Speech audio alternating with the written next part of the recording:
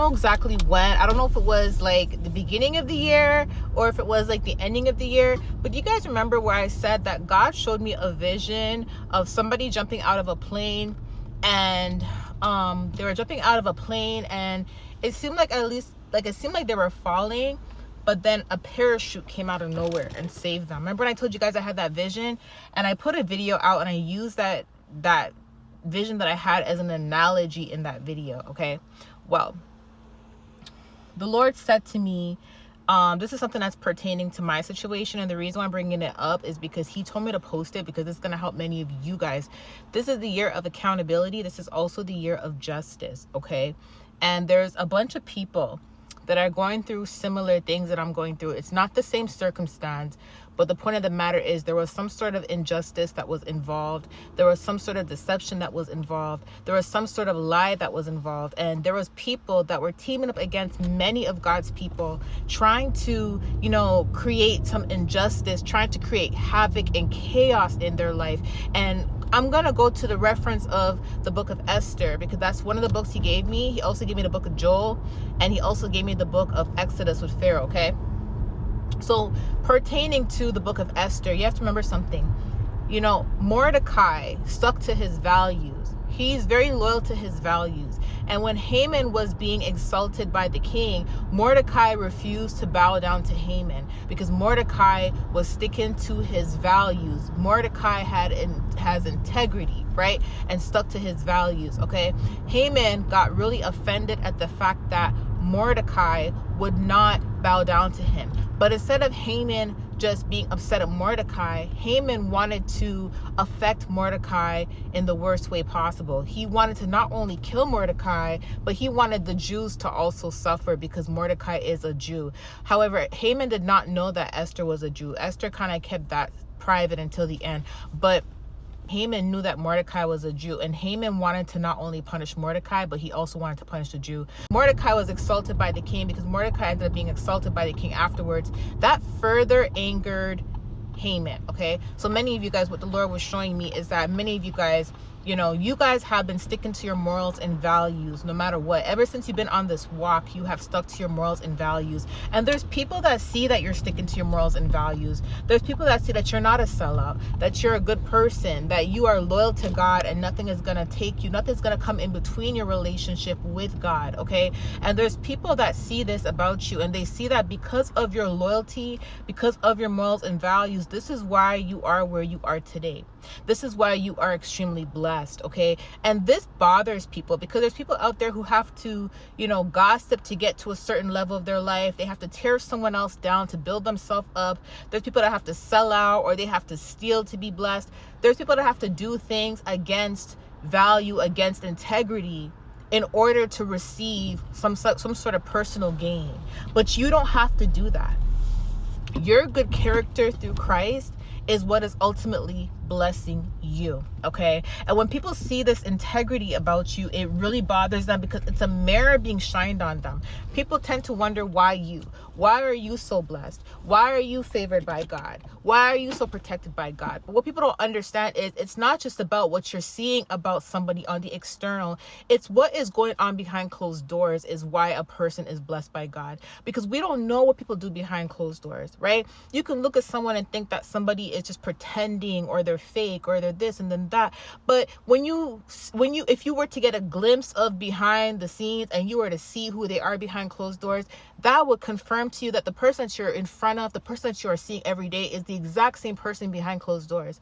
They are in the face of God all the time. They are honest behind closed doors. Their behind closed doors are clean. Their hands are clean. They're not into nonsense. They're not into anything dirty. They're not into dirty money and none of that stuff. They have not sold out. They're not doing anything for just personal gain. Behind the scenes, behind closed doors, they are just as much integrity as they do in front of other people. And God knows this about them, right? So there's people out there that see, guys, that you have so much integrity, And then they're seeing that the reason why you are blessed, you are loved, you are highly favored by God is because of who you are and your integrity. See, Haman couldn't stand the fact that the king was exalting Mordecai, because Haman wanted to be the one that was continuously being exalted. Haman only cared about himself. Haman was greedy. Haman realized that Mordecai was being exalted because of who he is, right? Haman went back to his family and started to brag about who he is, and meeting up with Esther and the king. And the family actually gave the wife and everybody else gave Haman an idea that he should try to get Mordecai impaled on the pole. Remember, Mordecai didn't do anything to Haman other than stick to his own values and integrity.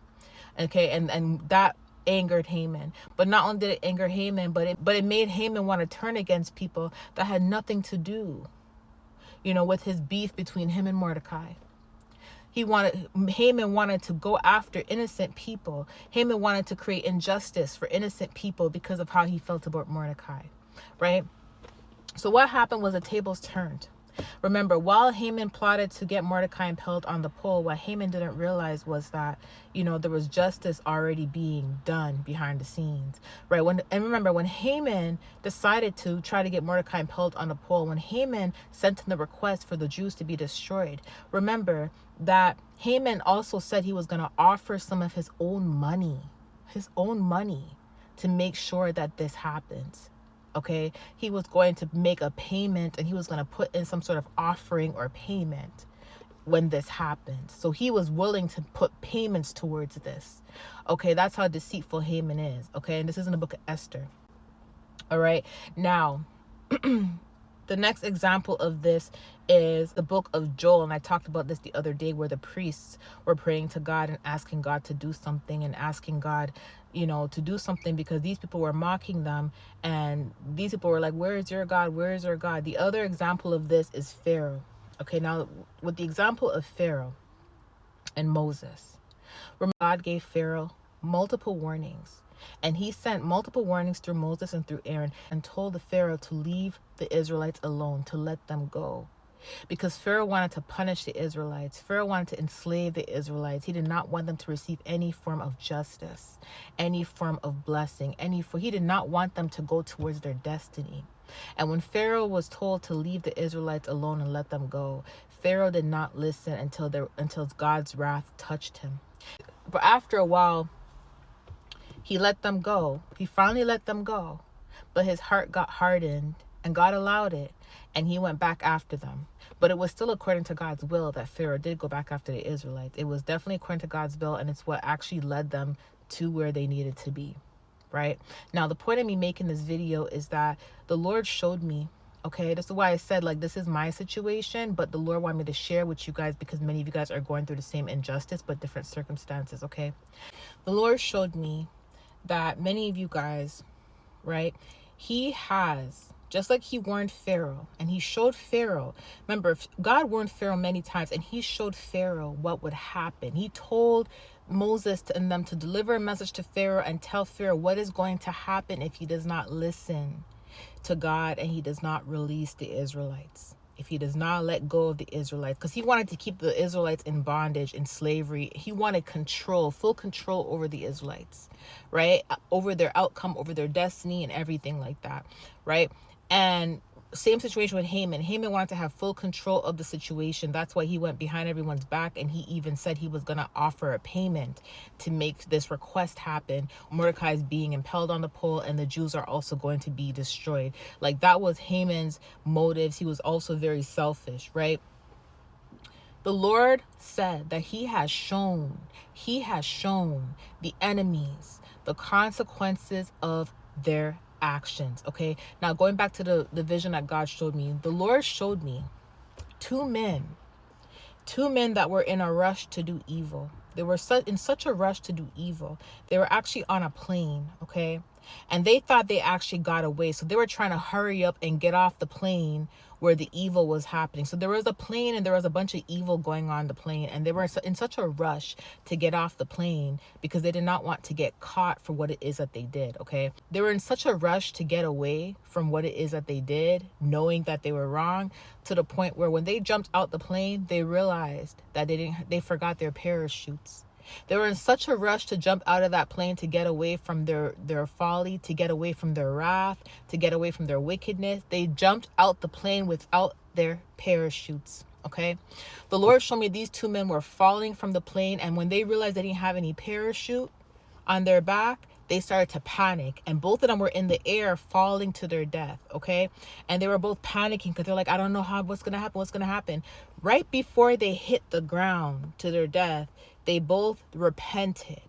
They were begging God and saying, God, show me how to fix this. How do I protect myself? How do I protect everything that I have? How do I protect my life? Show me how to fix this, God. If you help me fix this, God, I will do the right thing. I will do the right thing. As soon as they promised to God that they will do the right thing, their parachutes came out. And remember, they didn't have a parachute. That was God that gave them a parachute. And then literally right before they hit the ground, the parachute came out and both of them landed on the ground without a cut, without a scrape. But remember, they were falling for a while before they decided to finally surrender, give in, repent, and ask God to make it right. And they promised to God that they were going to fix it and do the right thing. And the Lord allowed there to be a parachute. So the Lord gave them grace. The Lord gave them mercy. Similar to how God warned Pharaoh, and Pharaoh didn't listen, but he finally let the Israelites go. But then he went back to his hardened heart ways, right? The Lord gives our enemies grace. But right before the Lord gives our enemies grace, what does God do? God will show our enemies the consequences of their actions, okay? And this word is to let you guys know that some of you guys, your enemies, are going to do the right thing. Whatever they have done to you behind your back, whatever they have plotted against you, like I said in the other video, Joel, God said, whatever that they did to you, he is going to heap coals on their head, and everything they have done to you is going to happen to them. But some of you guys, when this starts to happen to them, many of them are going to repent. Many of them are going to beg God on how to fix it. Why? Because the consequences for their actions that God has shown them is going to happen to them, because God revealed to your enemies the consequences, and the consequences to their actions that God has revealed to them, they do not want these consequences to happen. So they're going to have to do the right thing, and they're going to have to do it God's way. Not any other way, not their way, God's way. Okay? So, Proverbs 16 verse 7 says, when a man's ways please the Lord, he maketh even his enemies to be at peace with him.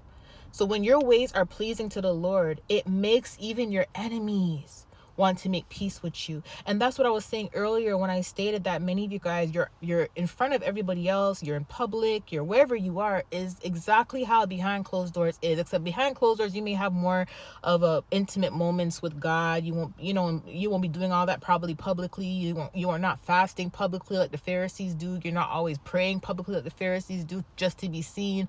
Your behind the scenes with God is very intimate, where people would not think it's like that because of how they look at you, but behind closed doors, you are exactly who you project yourself to be publicly. Like, you are a good person, you are an honest person, you are a loyal person, and people try to make it out like you were something that you were not. Okay, people wanted you to be something that you're not. People thought they can deceive you, not realizing that you are very close to God, and God has his hand on your life.